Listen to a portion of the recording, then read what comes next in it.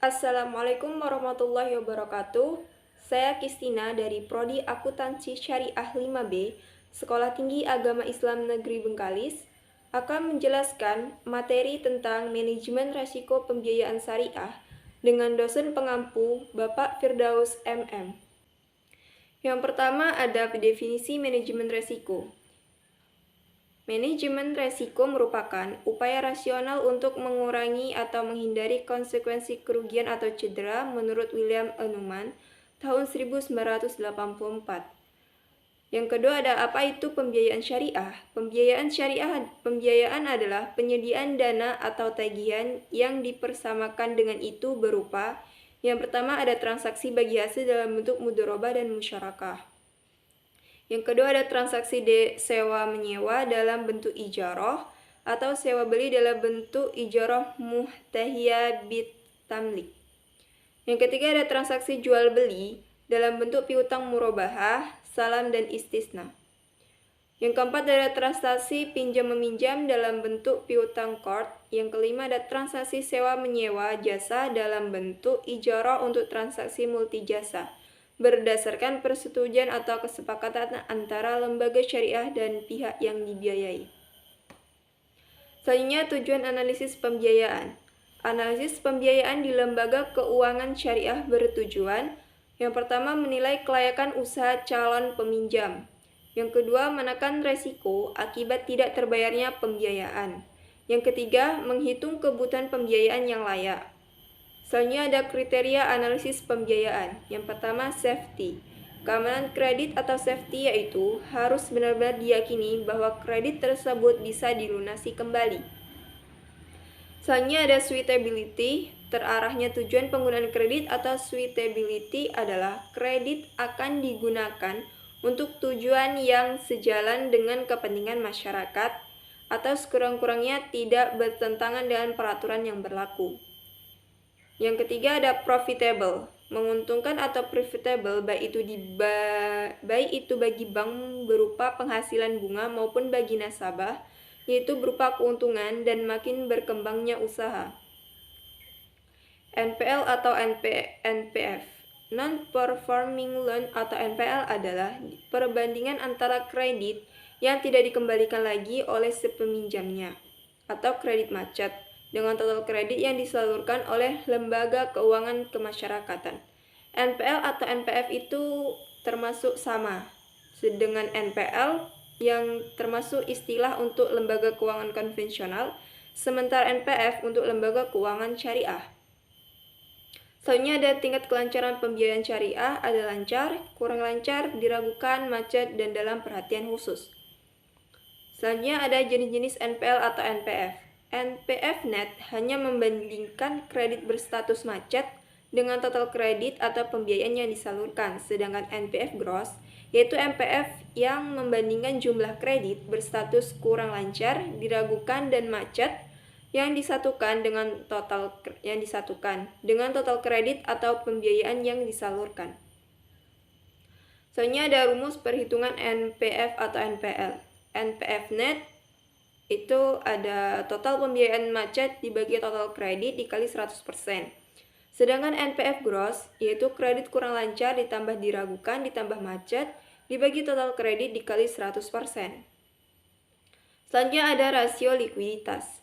Rasio likuiditas merupakan kemampuan perusahaan untuk memenuhi kewajiban-kewajiban jangka pendeknya.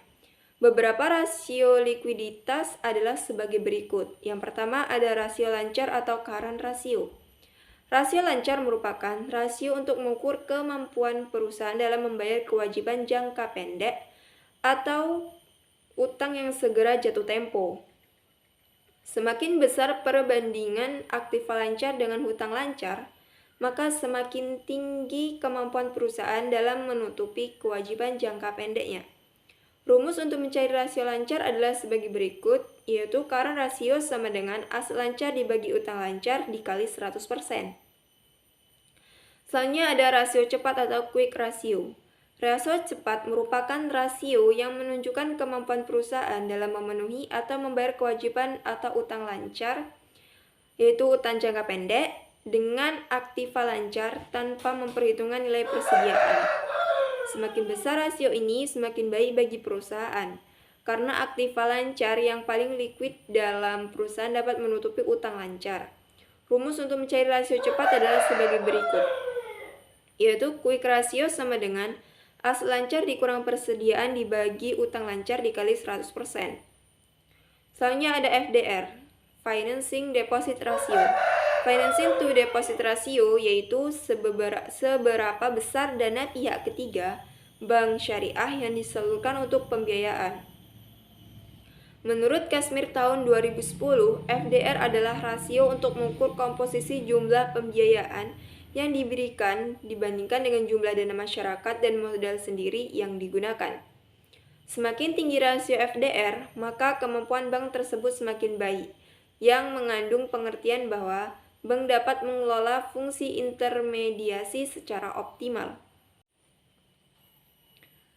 Rumus untuk mencari rasio FDR adalah sebagai berikut. FDR sama dengan pembiayaan dibagi dana pihak ketiga dikali 100%.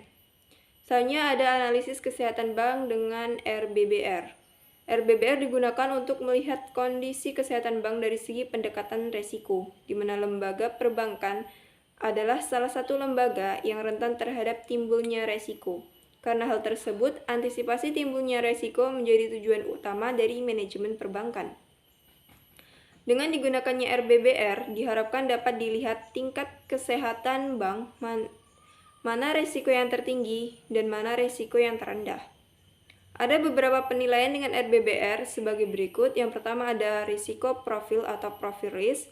Pada pasal 7 ayat 1 dalam Peraturan Bank Indonesia nomor 13/1/PBI/2011 dijelaskan bahwa penilaian terhadap faktor profil resiko sebagaimana dimaksud dalam pasal 6 huruf A merupakan penilaian terhadap resiko inherent dan kualitas penerapan manajemen resiko dalam operasional bank yang dilakukan terhadap papan resiko, yaitu ada resiko kredit, resiko pasar, resiko likuiditas, resiko operasional, resiko hukum, resiko strategik, resiko kepatuhan, dan resiko reputasi. Yang kedua ada Good Corporate Governance atau GCG. Penilaian terhadap GCG dalam metode RBBR didasarkan ke dalam 3 aspek utama, yaitu governance structure, governance process, dan governance output. Good corporate governance merupakan bentuk pengelolaan perusahaan yang baik. Di dalamnya tercakup suatu bentuk perlindungan terhadap kepentingan pemegang saham atau publik sebagai pemilik perusahaan dan kreditur sebagai penyandang dana ekstrim.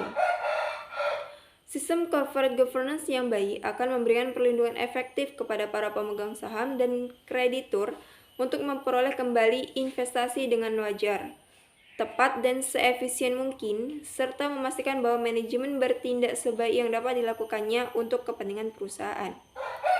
Yang C ada rehabilitas atau earnings. Untuk menghitung atau menilai rehabilitas sebuah lembaga perbankan, maka dapat digunakan rumus Rates on Assets atau ROE dan Net Interest Margin atau NIM. ROE sering juga disebut dengan Return on Investment, adalah rasio yang melihat sejauh mana investasi yang telah ditanamkan mampu memberikan keuntungan atau laba sesuai dengan yang diharapkan. Return on Assets atau ROE adalah salah satu rasio yang digolongkan dalam rasio profitabilitas. Rasio profitabilitas adalah sekelompok rasio yang menunjukkan kombinasi dari pengaruh likuiditas, manajemen aset, dan utang pada hasil operasi. ROA digunakan untuk mengukur manajemen bank dalam memperoleh keuntungan atau laba secara keseluruhan. Yang D, permodalan atau capital. Rasio yang dapat digunakan untuk mengukur kecukupan modal yang dimiliki bank adalah CAR. Berdasarkan SE BI nomor 26/2/BPPP mengatur bahwa kewajiban penyediaan modal minimum atau CAR diukur dari persentase tertentu terhadap aktiva tertimbang menurut resiko atau ATMR sebesar 8% dari ATMR. Baiklah, hanya itu materi yang dapat saya sampaikan. Jika terdapat salah maupun silap, saya mohon maaf yang sebesar-besarnya. Akhir kalam, wabillahi taufiq wal hidayah, waridho wal inayah, wassalamualaikum warahmatullahi wabarakatuh.